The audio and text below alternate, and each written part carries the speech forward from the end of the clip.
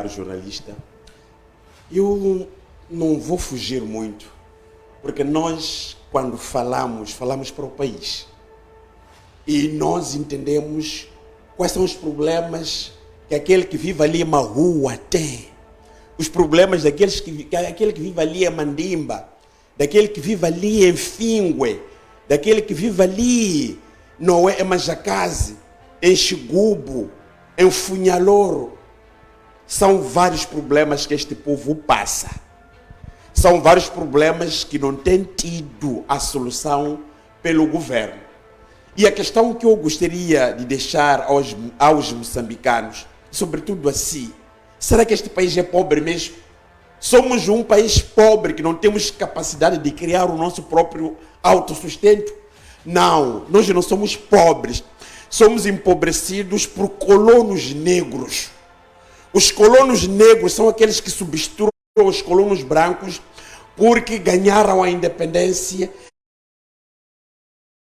Ganhando a independência, esqueceram aquilo que foi o princípio acordado em 1962, lá na Tanzânia, de ir à luta armada de libertação nacional para libertar a terra e os homens. É possível um país que define na sua Constituição a agricultura como base de desenvolvimento ser pobre? É pobre porque as pessoas que estão em frente a dirigir o país nunca olharam a agricultura como base de desenvolvimento. Olharam os recursos minerais, que é fator da guerra. Se hoje nós temos a guerra em Cabo Delgado, é derivado a problema de recursos minerais. Os recursos minerais não produzem o desenvolvimento do nosso país, produzem a guerra. Mas na agricultura não se produz a guerra. Produz o que na agricultura? Produz comida para todo o povo moçambicano comer. Nós temos o mar, mas no nosso mar nós não nos beneficiamos do mar. Qualquer país, em toda parte do mundo, que tem o solo para a agricultura, que tem o mar, é um país rico. Porque da agricultura nós vamos alimentar a indústria que não existe no nosso país. Eu não sei por que nós temos o Ministério da Indústria e Comércio num país sem indústria. Nós estaríamos a discutir a indústria. Uma das soluções que se quer quando a nossa agricultura estivesse a desenvolver. Estava a falar na semana passada com trabalhadores, funcionários do Ministério da Agricultura. A coisa que eu ouvi é que vocês não podem se iludir porque aquele projeto de sustento é uma fachada. Praticamente aquele projeto não existe. É um projeto que foi concebido para alimentar alguns camaradas. É um projeto que foi concebido, que é falado de forma política, mas que em termos de resultados não produz nada. Não há sustento, não há nada. E eles disseram, se quiseres venham no Ministério da Agricultura, para vocês virem ver os projetos que não foram realizados. Um deles é a Proagri, um dos melhores projetos de todo o tempo que era para alavancar o país. Por que o Proagri não foi avançado? Porque não estava de facto no projeto. Aí há de vir tantos outros projetos. O Pro Savana é um projeto que foi concebido pelos brasileiros, porque os brasileiros gostam de trabalhar a terra. O objetivo que tinha em Moçambique de trabalhar a terra para produzir a comida.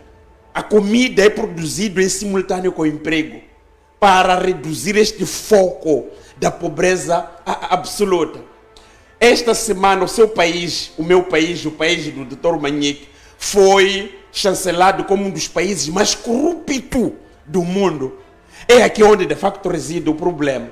Quando o país é chancelado lá no mundo fora como um dos países mais corruptos, então significa que o seu povo vive momentos de facto difíceis.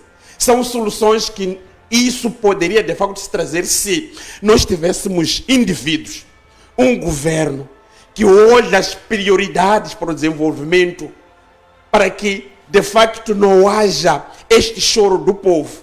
Um governo que olha a academia, de agrônomos que são formados nas universidades, esses mesmos agrônomos serem alocados para produzir na agricultura. Não é isso que acontece no meu país. Extensionistas, não é isso que está acontecendo no meu país.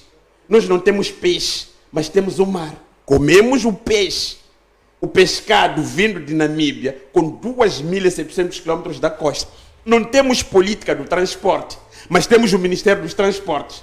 O que é que está a fazer o Ministério dos Transportes se nós não temos a política dos transportes? Nós não temos as estradas. As estradas que nós temos são aquelas que foram construídas pelo colono. Estamos a falar do desenvolvimento? Estamos a falar de acabar com a pobreza? Não. Nós não estamos a falar da pobreza. Não estamos a falar de acabar com a pobreza. Estamos a falar de agudizar com a pobreza. Uma coisa que aconteceu na província de Cabo Delgado, que é berço da guerra, correram com a Total, porque a Total queria construir empreendimento para a produção de gás, que isso iria beneficiar a milhares e milhões de moçambicanos. A Total abandonou porque o conflito estava de facto agudizante. O que é que fizeram o governo? Meia volta viraram para a Coreia, foram buscar a Coral Sul e batizaram. Está lá no alto mar. Nós não sabemos quanto é que a Coral Sul, depois de explorar, vai beneficiar em termos de ganho para o povo moçambicano. O TSU, este TSU, vai ser financiado pelo Fundo Monetário Internacional, quando nós como país já estaríamos a pensar na produção da nossa receita através de gás de Temane, que está sendo bombeado desde 2004, que tira para o ano cerca de 185 milhões de gigajoule. Estamos a falar de uma quantidade enorme que, em termos de custo anual, cobre para pagar a dívida dos 2,2 bilhões que Moçambique deve, que colocou o país na situação em que nós nos encontramos, mas nós só ganhamos 78 milhões de dólares. Não sabemos para que vai esse dinheiro. Estamos a falar de oportunidades que este país tem, que poderia catapultar como a tal solução que nós queremos. Mas enquanto nós continuarmos com estes governos, não é, que fazem política para eles tirarem dividendo das mesmas políticas, então nós continuaremos na situação como está. As soluções são várias. É olhar a terra como um recurso para catapultar o desenvolvimento. Moçambique tem que pensar para que o seu povo não se rebele em trazer oportunidades para todos. Daí a OTM Central Sindical diz que está para convocar a manifestação, porque o custo de vida está alto.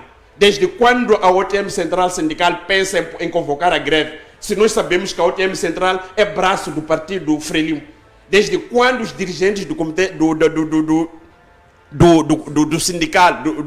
dos sindicatos pensam em olhar aquilo que são as necessidades dos trabalhadores? Porque o trabalhador é despedido. A mão que entra lá para estar em consonância com o patronato é o próprio sindicato. Há sevícias. Há muita coisa que acontece com o trabalhador moçambicano. O sindicato nunca esteve ao lado do povo. Porque nós sabemos que o sindicato que nós temos é um sindicato que está aliado com o regime, com o partido. E hoje aparece, não é? No TSU estão 380 mil trabalhadores que vão se beneficiar, ou funcionários e agentes do Estado.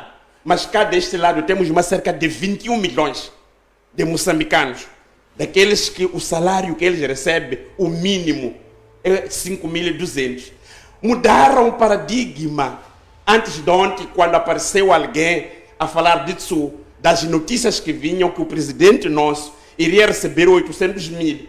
Você pegando na caneta, na matemática, dividindo 800 mil por 5.200, era 153 salários, ou 153 famílias.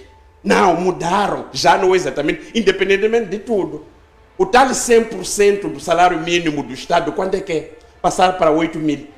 É esta coisa que vai trazer com que nós, moçambicanos, que as pessoas que trabalham no Estado se sintam de facto. Então, as soluções para nós acabarmos com a pobreza e colocarmos este povo, não é na independência que ganhou, são tantas, mas isto é possível quando nós encontramos as pessoas que têm compromisso com o povo.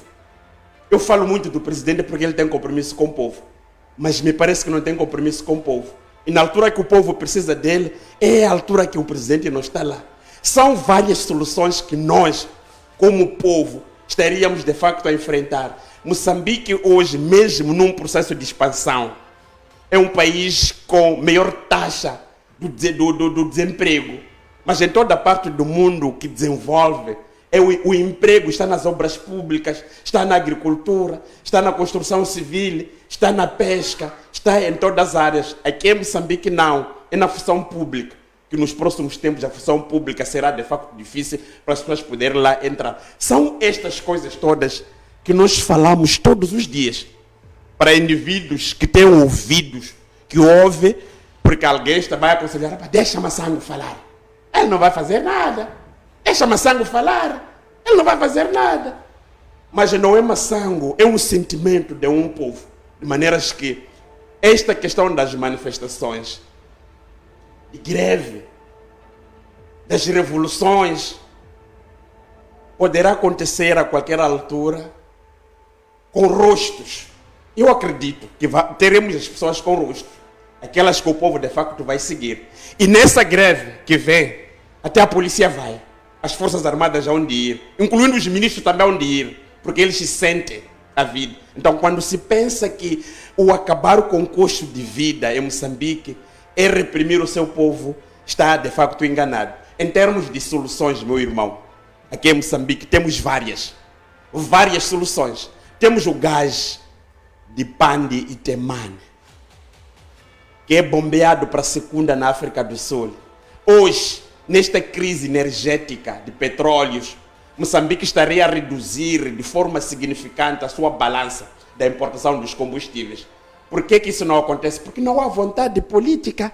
Ninguém quer de facto que a coisa aconteça. Estaríamos hoje a usar o gás veicular. Estamos a falar de 135 milhões de dólares para financiar os transportadores, que é mentira. Não passa de uma mentira ou de uma propaganda. Esse dinheiro, por que não compra os inversores para as nossas viaturas terem um sistema híbrido de funcionar com gasolina, essa que é importada, e por outro lado funcionando com gás veicular, que o quilo ou litro está a 40 meticais, agora passou para 42. Por quê? Não existe de facto nenhuma vontade política. E não porque não existem ideias. O presidente da República, em 2015, quando chega no poder, há uma coisa que ele disse: boas ideias não tinham cor partidário. Será que o Manique está a dizer não tem qualidade para o governo poder pegar e usar? Será que o Kumasango diz não tem qualidade? O que Jacob Sibindi diz, o que o Sofumadi diz, o Nuvunga diz, o Venâncio, a Guiringã diz, não tem qualidade? Não produzimos em termos de ideias. Nós produzimos ideias, mas nós produzimos a ideia para políticos que vieram de forma paraquedismo. Não é? De políticos que não são políticos.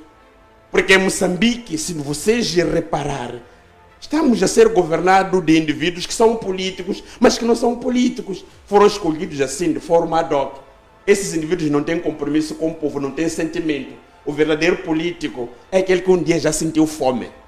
Quando se fala da fome, sabe o que é fome?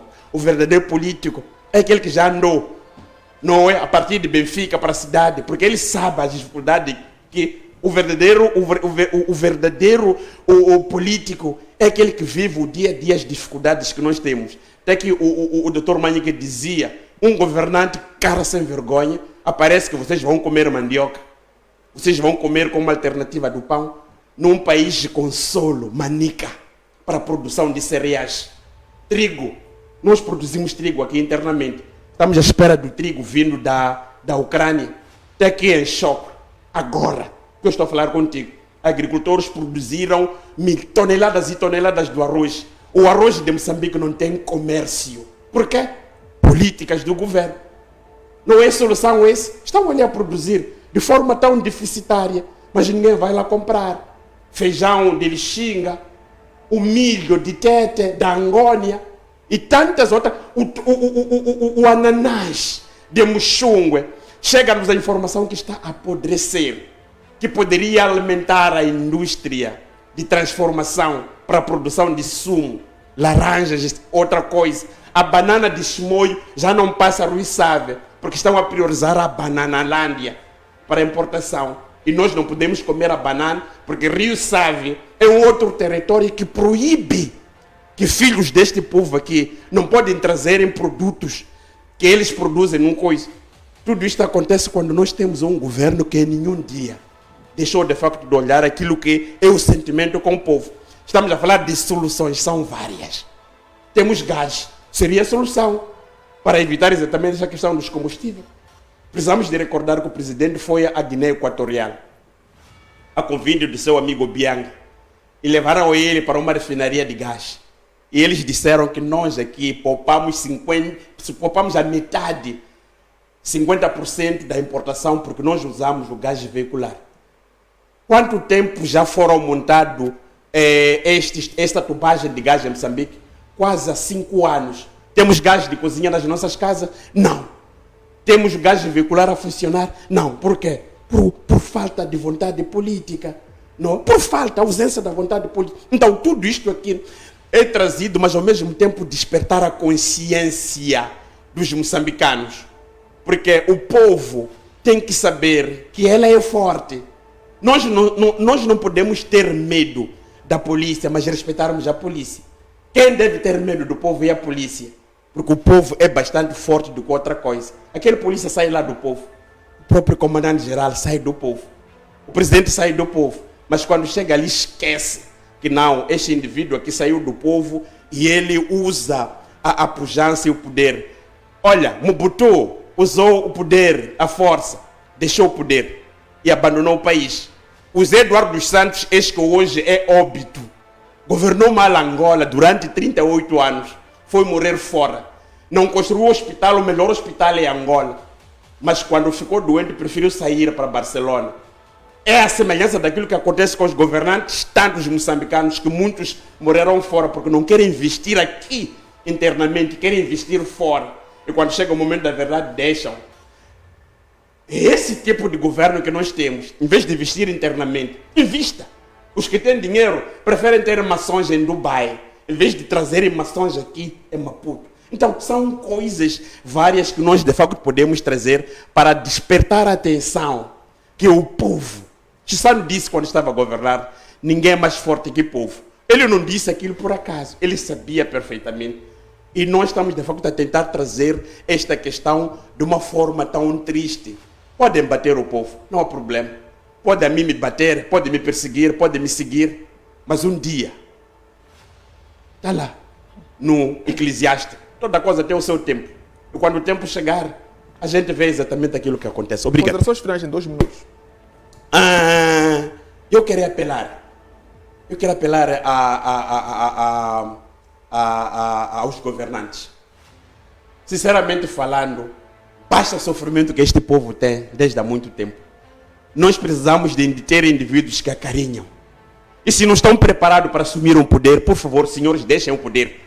Porque neste país tem pessoas com qualidade e capacidade para governar.